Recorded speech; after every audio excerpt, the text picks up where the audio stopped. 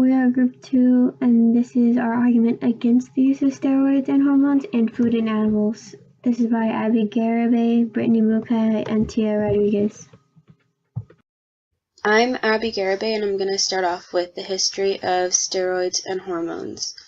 So, the dictionary definition of a steroid is any large group of fat-soluble organic compounds, as the sterols, bile acids, and sex hormones, most of which have specific physiological action.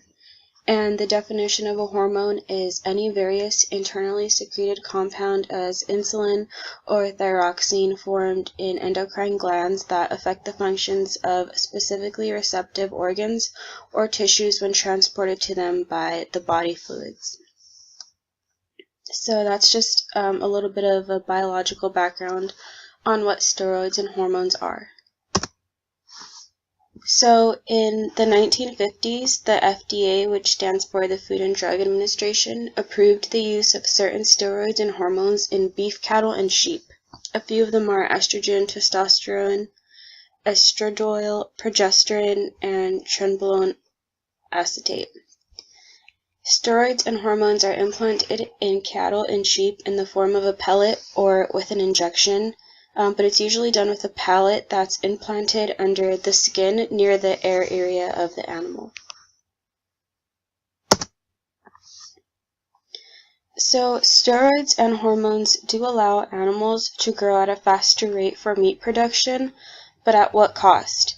Since the 1980s, concerns have risen about the effects on humans after eating dairy products in animals with steroid and hormone implants.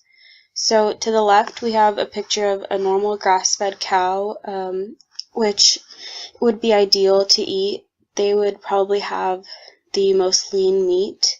And to the right, we have a growth hormone cow that has been fed corn, antibiotics, and they also have steroids implanted in them. So you can just see that the cow on the right looks a lot less unnatural and actually looks like it's in a lot of pain compared to the one to the left. In 2007, a study was conducted to see how consumption of steroid and hormone implanted beef affected men and pregnant women. The studies found that men and women who ate modified meat showed subfertility issues, meaning they had trouble getting pregnant. Here are some more threats that steroids and hormones in food animals give us. So there could be premature puberty, cancer risks, overproduction of insulin in the body, increasing amounts of greenhouse gases in our environment, and an overall shorter life expectancy.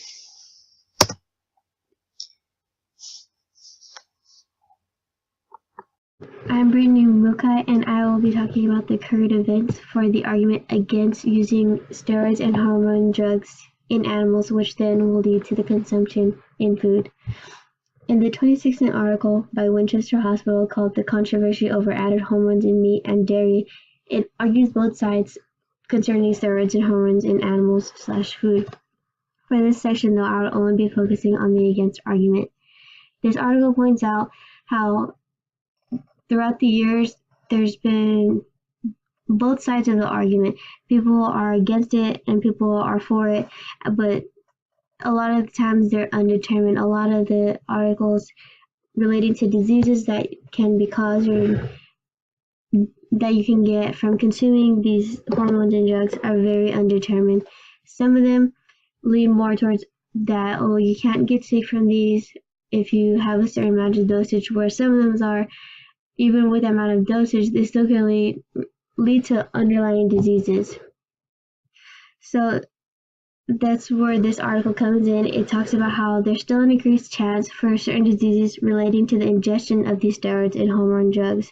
Some of these include cancer, low sperm count of sons whose mothers ate this product while pregnant, and health effects. There is a lot of different cancers when it comes to eating these steroid hormones. There's breast cancer can be involved, different health effects like they can be prolonged effects or they can be very short. The low sperm count for mothers who ate the product that has been shown to happen only because it goes from the mother and then she digests it and then it ends up and the baby gets whatever she's ate.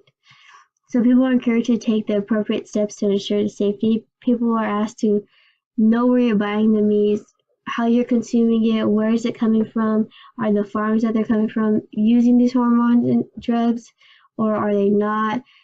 It's important to know everything that you're putting into your body in order to be as safe as possible. So people that are most at risk are pubescent children and pregnant women. The next article is a 2019 article, which is called The Effects of Growth Hormones in Food by Brian Myers. It discusses the opposing argument of steroids in animals. They first point out that there's legal ways around some regulations, meaning that farmers don't necessarily always have to follow the rules. They can be able to add more hormones and steroids into their animals without anybody actually knowing because there's not certain regulations for certain things. So a way for farmers to use these drugs and fly under the radar, thus potentially harming the humans consuming their product. They use steroid hormones that are deemed unacceptable even though they help their production. So chances like this are farmers aren't putting the maximum regulation, they're putting very minimal regulations, but it's still hormones that are unacceptable and that are not safe for humans, but we don't know because they don't have to report it if they don't put a certain amount in these animals. So these hormones are added and can increase your human's hormone level, which can cause potential disruption to the endocrine system. So the way humans are built, they have different hormone levels for many different hormones, but when people are ingesting these steroids or hormones from the animals and they're unaware of what they're actually ingesting, it can throw off the body's whole system, which can cause people to get sick, people to have either short-term sickness or long-term sickness, and a lot of the times people don't know what's even led to this problem because these farmers aren't reporting their dosage because they necessarily don't have to. So they can cause unwanted changes to your body. These changes can have an increase for cancer risk and decrease life expectancy. A well-known increase in insulin-like growth factors, which can also become dangerous.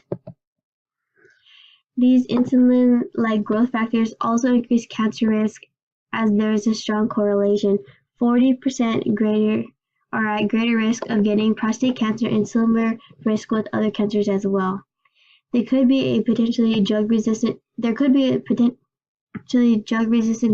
or sensitivity due to the ingestion of these hormones, meaning your body will take these hormones in and your body will remember them and accept them, but then when you take these different antibiotics or different other types of drugs, your body now sees them as invaders or sees them as not being able to read them, so your body no longer is able to accept these drugs that will potentially help you in the future.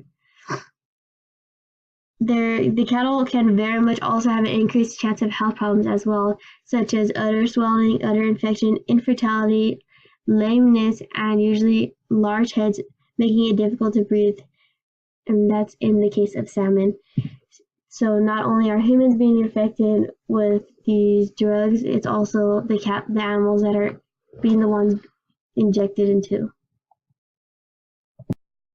Hi, I'm Tia Rodriguez, and I'll be talking about the culture section of the against side.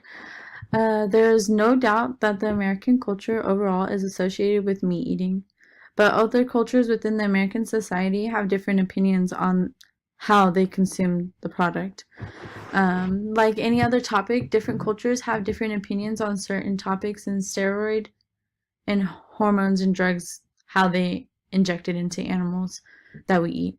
Some see no problem. They think that animals being injected and they just eat the meat anyways and they don't care. Well, not that they don't care, but it doesn't really faze them.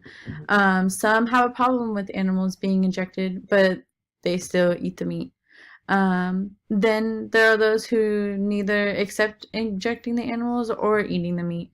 Those are like cultures like Muslims and Jainism and Judaism are just a few who do not eat meat because they don't like the fact that we inject the animals with the hormones and the steroids.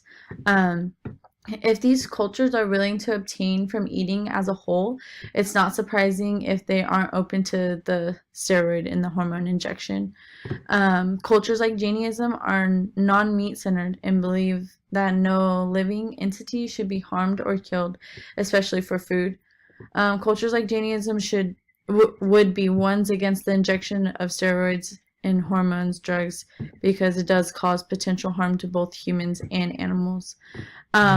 For the culture, that's just certain people have certain views about the injecting of steroids and hormones into animals, and some people choose to ignore it. Some people choose just, oh, I won't eat it, and that'll be it. Or some people take a stand, and that's how their religion and how their culture is, and they don't think that that's right, so they just don't do it overall, like in general. But yep. Okay, so socioeconomics. Socially, there is a lot of back and forth between the acceptance or rejection of the steroids and the hormones being injected into the animals that we eat. People often are against it because of the potential dangers when we consume the animals that have been injected with the hormones and the steroids. Just because they hear what other people say and what they read online, and people tend to get their own ideas into their head, and so that's why they do their own research and people have their own opinions. So economically, though, using steroids and hormones does increase production. It also increases cost when it comes to regulations that are being placed. Each and every FDA are still using large amounts of funds in order to conduct research and studies, ensuring that the continuous safety of the steroid and hormones being injected. Money is also being put into the visitation to farms to ensure that the mass production farms are doing what they say they are. Because sometimes farmers get greedy and they see, oh, let's just say like, oh, I want this chicken to grow faster. So they'll put an enhancer into him and that's how they'll grow and that's how they'll get more money and they sell it. But certain animals, like, they're not supposed to get the steroids and the hormones, and that's why the FDA thinks that they aren't, but now they have to regulate them, and that's costing more money by sending the FDA out to the farms each time to visit the farmers to make sure that they're doing what they're supposed to be doing and not just giving it to all of them so they can in return get more money. But yeah, so there's more money being into it because of the FDA's or employees. They come to the farms, and plus the animals that are getting all the hormones and the steroids being injected to them, that the hormones and the steroids are expensive too. All those, they get used and it just costs more money. But yeah, so the ethics part of it, there are many different ethical approaches and people have different opinions about it. One major thing is for the animals is how, like, if animals are supposed to be treated like beings, some people say, and they shouldn't be tortured and pricked and prowled with these steroids and hormones.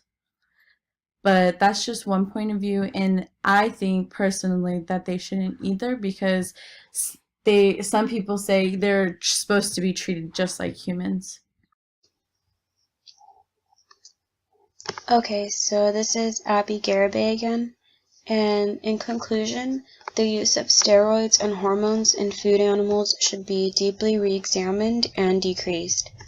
The more meat and dairy products are available to us, the more we will continue to eat them along with the steroids and hormones that are involved.